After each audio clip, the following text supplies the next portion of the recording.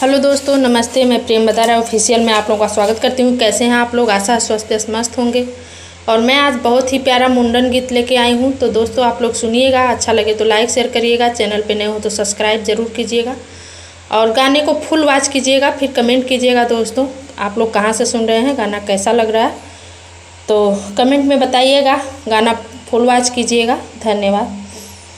फोनवा जे करेली बाबू कयाम सुनेली बाबू के बुआ हो, दीदिया बबुआ के पड़ल मुंडनवा सबेरे चली आई न हो, दीदिया बबुआ के पड़ल मुंडनवा सबेरे चली आई न हो, इतनी बचनी ननदो सुने सुनही नाही पावेली हो, भौजी बबुआ के फूफा परदेस बीरन जी के भेजहू हो, भौजी बबुआ के फूफा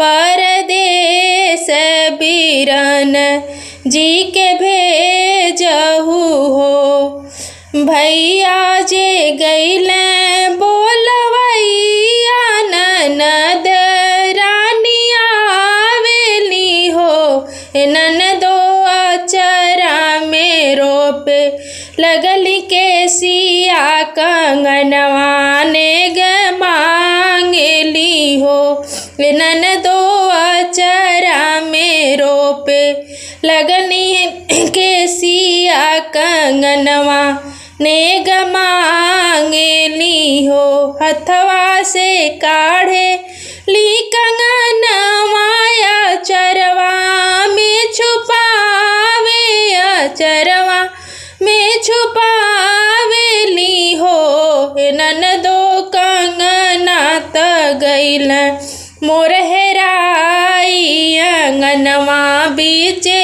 खोजहू हो, ननदो कंगना त गइल मोर हेराई अंगनवा बीचे खोजहू हो, जाए देहू ये भौजी जाए देहू कंगना ने गजाए देहू हो, भौजी जुग जुग जिए मोर भतीजवा कंगनवा उह दी है न हो, भौजी जुग जुग जिए मोर भतीजवा कंगनवा उह दी है न हो।